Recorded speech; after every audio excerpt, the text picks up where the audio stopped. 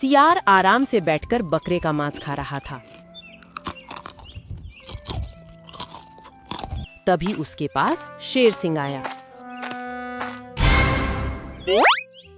अरे यार, मैं थोड़ा पानी पीने के लिए क्या चला गया, तूने तो सारा बकरा ही खत्म कर दिया। अब क्या करे गुरुजी, भूख बहुत तेज लग रही थी, इसीलिए ज्यादा खा लिया। और वैसे भी गुरुजी, ये बकरा बहुत ही छोटा था, इससे हम दोनों का पेट नहीं भरता। देख चेले, मैं बहुत मेहनत से शिकार करता हूँ और मैं बूढ़ा होने के कारण छोटा शिकारी कर पाता हूँ, उससे हम दोनों का पेट नहीं भरता।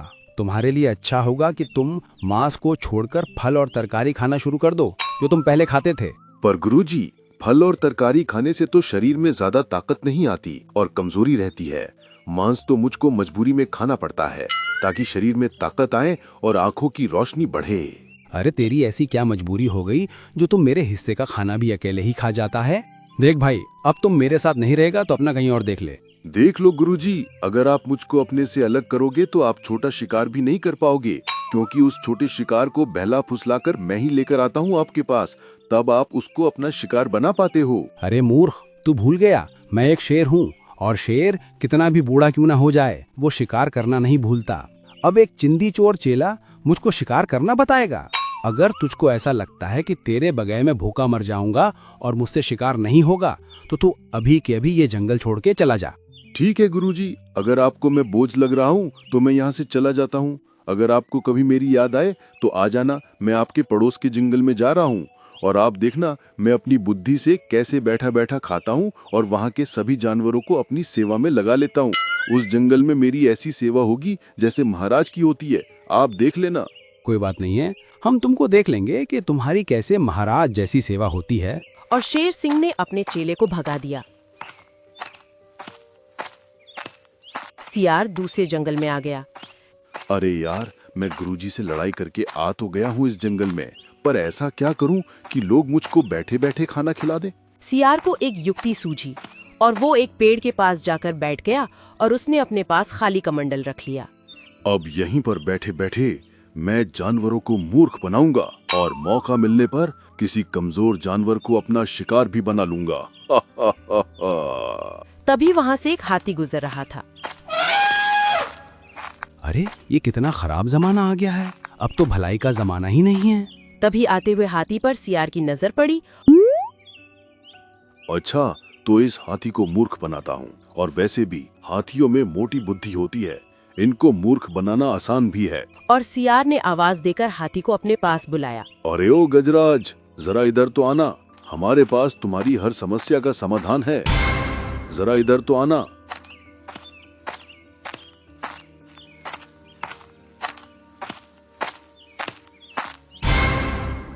अरे आप कौन हो और हमारे जंगल में क्या कर रहे हैं, और आपके पास ये बर्तन जैसा क्या है? गजराज, मैं इस जंगल में जानवरों का दुख लेने आया हूँ और यहाँ के हर एक प्राणी को सुख देकर जाऊंगा। और ये बर्तन नहीं है, ये मेरा जादुई कमंडल है। इस कमंडल में सभी जानवरों के दुख को इकट्ठा कर रहा हूँ। और जब ये कमंडल भर जाएगा तब मैं इस जंगल से चला जाऊंगा। अरे वाह, ये तो आप बड़ा ही नेक काम कर रहे हैं, पर गुरुजी मेरी थोड़ी सी परेशानी है। कुछ मत बोल बच्चा, बाबा सब जानते हैं। हम परेशानी को बताने से पहले ही देख लेते हैं। हमको सब पता है तुमने किसी के साथ भलाई की है और बदले में तुमको बुराई मिली है। तुम हर किसी के साथ अच्छा व्यवहार करते हो, बदले में तुमको बुराई ही मिलती है। ठीक कहा ना मैंने? हाँ बाबा, आपने बिल्कुल ठीक कहा। आप तो सच में सिद्ध पुरुष हो। हमारे तो भाग्य खुल गए जो आप हमारे जंगल में आए। बेटा, मैं हर किसी के जंगल में नहीं जाता, मैं उसी के जंगल में जाता हूँ जिसके जंगल में मौत तांडव करती है। क्या कहा महाराज, मौत तांडव करती है? हाँ बच्चा, तुम्हारे जंगल में घोर संकट आने वाला है। इस जंगल के जानवरों को संकट से बचाने के लिए ही तो मैं इस जंगल में आया हूँ, और मैं इसी स्थान पर बैठे बैठे जंगल के सभी कष्ट को अपने कमंडल में इकट्ठा कर रहा हूँ। और जब तक ये कमंडल भर नहीं जाता, मैं इस स्थान से खड़ा नहीं हो सकता। इसीलिए तुम जंगल के सभी जानवरों को भी ये बात बता दो कि इस जंगल पर मौत का तांडव होने वाला है और जानवर इधर उधर ना जाएं। बता दूंगा बाबा जी, आप खड़े नहीं हो सकते, इसीलिए मैं आपके लिए भोजन की व्यवस्था करता हूँ। और जानवरों को भी कहता हूँ कि वो आपके लिए भोजन लेकर आएं। और हाँ बच्चा, एक बात और ध्यान रहे, मैं तुमसे जो भोजन लूंगा वो भोजन नहीं होगा, वो भोजन के रूप में तुम्हारा दुख दर्द होगा, जिसे मैं खाकर तुमको दुख दर्द से आजाद करूंगा। इसीलिए जानवरों से कहना कि ज्यादा से ज्यादा भोजन लाएं ताकि मैं उनके दुख दर्द को बहुत जल्दी खत्म कर सकूं। ठीक है बाबा जी, मैं समझ गया। जो जितना खाना लाएगा उसका उतना ही दुख दर्द कम होगा और उतने ही जल्दी आपका कमंडल भर जाएगा और आप हमारे जंगल के संकट को लेकर चले जाओगे। शीघ्र जाओ बच्चा, हमारे पास समय नहीं है। और हाथी बहुत जल्दी में जानवरों के पास गया। अरे भाई लोगों, तुमको पता है हमारे जंगल में एक बाबा आए हैं और वो कह रहे थे कि इस जंगल में मौत का तांडव होने वाला है, इसीलिए मैं इस जंगल में आया हूँ। और वो हर एक जंगल में नहीं जाते, वो केवल उस जंगल में जाते हैं जिसमें कुछ संकट आने वाला है। ये तुम क्या कह रहे हो? कौन करेगा हमारे जंगल में मौत का तांडव? क्या वो बाबा सच में सिद्ध पुरुष लग रहे हैं या कोई ढोंगी है जो जानवरों को मूर्ख बनाने के लिए आया है? नहीं रे लगी, ढोंगी नहीं है वो एक शुद्ध पुरुष हैं और उनके पास कमंडल है जिसमें वो हर एक जानवर के दुख दर्द को इकट्ठा कर रहे हैं। और जब तक वो कमंडल नहीं भर जाता वो कहीं नहीं जाएंगे और ना ही तब तक अपने स्थान से खड़े हो सकते हैं। उन्होंने ये प्रण लिया है। जब तक जंगल का दुख खत्म नहीं हो जाता तब तक बाबा जी बैठे ही रहेंगे। हमको तो उनके लिए भोजन का प्रबंध करना पड़ेगा। हाँ, हमको उनके लिए भोजन का प्रबंध करना पड़ेगा। और उन्होंने कहा था जो जितना ज्यादा भोजन लेगा उसका उतना ही दुख दर्द कम होगा और वो जीवन में सुख का आनंद मिलेगा। इसीलिए मैं तो बहुत सारा भोजन लेके जाऊंगा। अरे तू ही क्यों रे, बहुत सारा भोजन तो मैं भी लेकर जाऊंगा, मुझे भी अपना दुख कम करना है। और अगले दिन गजराज ढोंगी सियार के लिए फल लेकर गया। ये लो बाबा, मैं तुम्हारे लिए थोड़े से फल लेकर आया हूँ। इनको खाकर तुम अपनी भूख शांत कर लो और अगर मेरे जीवन में कोई दुख हो तो उसको अपने कमंडल में भरकर अपने साथ ले जाओ। बच्चा, तू फल बहुत थोड़े लेकर आया है, इसीलिए तेरा थोड़ा दुख ही मैं इस कमंडल में डालूंगा। और जिस दिन तू ज्यादा फल लेकर आएगा उस दिन मैं तेरा पूरा दुख अपने कमंडल में समेट लूंगा। अब तुम जाओ, बाबा को भोजन करना है। और हाथी वहां से चला गया। सियार ने बड़े आराम से वो फल खाए। हाथी पेड़ की छांव में बड़े आराम से सो रहा था। तभी उसको एक कड़क आवाज सुनाई दी। अरे गजराज, जाग जाओ, सोते ही रहोगे क्या? इतना क्यों सो रहे हो? जागो यार। अरे यार, अब मेरे सोने के ही दिन हैं। मैं कल फल लेकर गया था बाबा जी के पास और बाबा जी ने मेरे हिस्से का दुख अपने कमंडल में डाल लिया। अब मेरे जीवन में कोई दुख नहीं है। अब मैं आराम से सोऊंगा और अपनी एक शानदार जिंदगी जीऊंगा। अच्छा, तो आज मैं जाता हूँ और फिर मैं भी तेरी तरह आराम से सोऊंगा।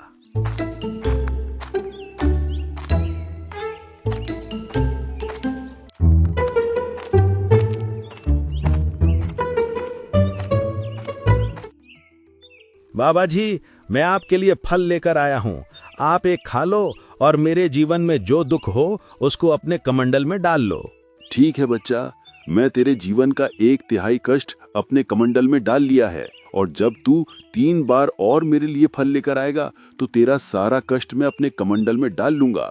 फिर तेरा जीवन आनंद में हो जाएगा, पर तुझे कोई भी दुख दर्द नहीं होगा। जा, अब बाबा को भोजन करने दो।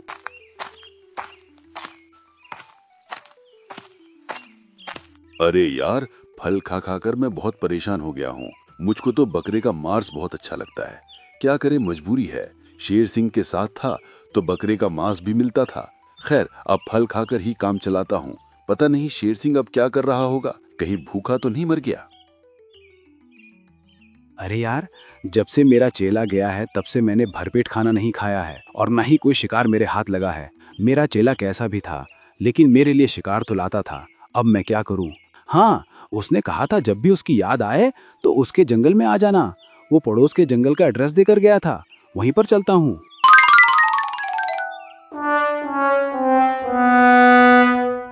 और शेर सिंह अपने पड़ोस के जंगल में अपने चेले से मिलने के लिए चला जाता है।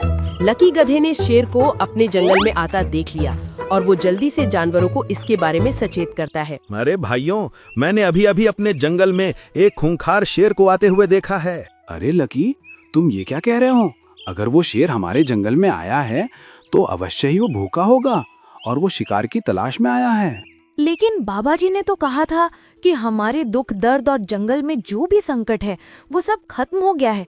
लेकिन ये तो संकट आ गया, अब क्या करें? करना कुछ नहीं है, बस हमको बाबा जी के ही पास चलना है, वही अब हमको शेर से बचा पाएंगे।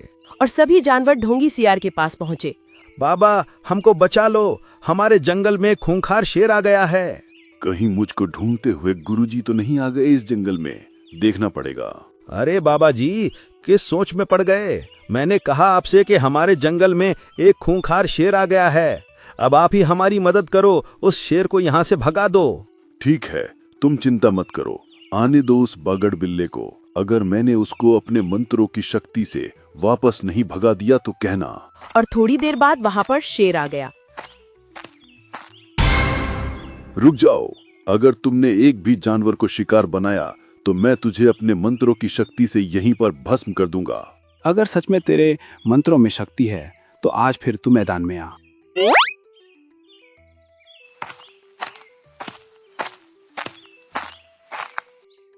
और सियार ने शेर सिंह के पास जाकर धीरे से कुछ बोला और शेर सिंह वहां से दुम दबाकर भाग गया। अरे वाह गुरुजी, आपने तो एक खूंखार शेर को भगा दिया। सच में आप हमारे जंगल के में फरिश्ते बनकर आए हो। अरे ये तो कुछ भी नहीं, मैं तो सिर्फ उसके पास जाकर सिर्फ छोटा सा मंत्र बोला था और वो दुम दबाकर भाग गया। अगर वो कुछ देर और रुक जाता तो जलकर राख हो जाता।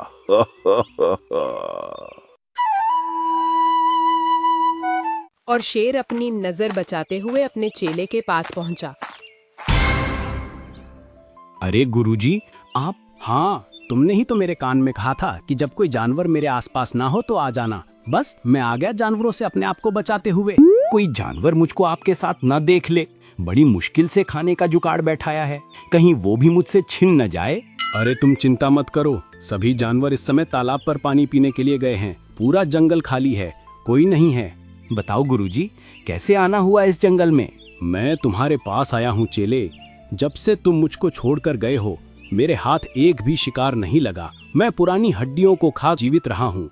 आज मुझे बहुत भूख लग रही है, कुछ खाने का प्रबंध करो। हाँ गुरुजी, बहुत दिन हो गए। इन कमबख्त जानवरों ने मुझे फल ही फल खिलाकर मेरा जी सा खराब कर दिया है। आज मैं तुम्हारे साथ मिलकर एक स्वादिष्ट सा बकरा खाना चाहता हूँ। अरे ऐसी क्या बात है, हम तुमको बकरा भी खिला देंगे। लगाओ अपना दिमाग और बताओ मैं कैसे बकरे को शिकार बनाऊं। गुरुजी, कुछ समय के बाद एक बकरा मुझे फल देने के लिए आएगा और मैं उसको अपने पास आंख बंद करके बैठा लूंगा और तुम पीछे से आकर उसको अपना शिकार बना लेना। ठीक है, तुमको जैसा उचित लगे। और शेर झाड़ियों में छुपकर खड़ा हो गया और बकरे का इंतजार करने लगा। थोड़ी देर बाद बकरा ढोंगी सियार के पास आया।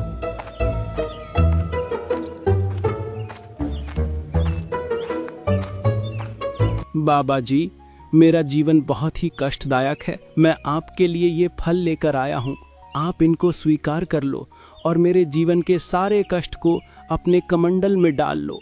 बाबा जी, इस बार हमको तुम्हारे फल की इच्छा नहीं है पुत्र। तुम बस अपनी आंखें बंद करके बैठ जाओ, हम अभी के अभी तुम्हारे सभी कष्टों को अपने जादुई कमंडल में डाल लेते हैं।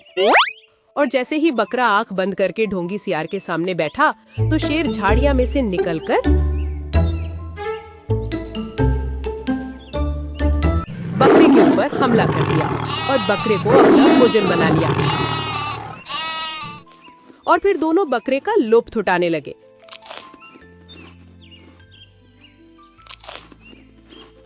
वाह गुरुजी, आज तो बहुत दिनों के बाद बकरा खाया है। तबीयत खुश हो गई गुरुजी। आप इसी जंगल में रहना, कहीं पर भी मत जाना। अगर मुझे जाना ही होता तो मैं इस जंगल में क्यों आता? तुम नहीं जानते मैं तुम्हारे बगैर कितना कमजोर था।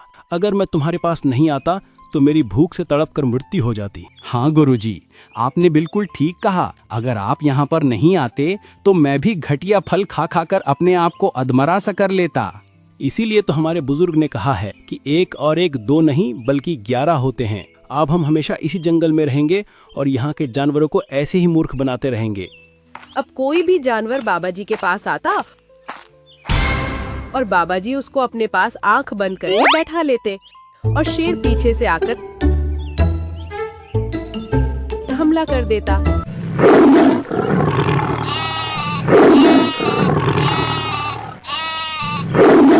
अब उनको बैठे बिठाए ही खाना मिलने लगा था।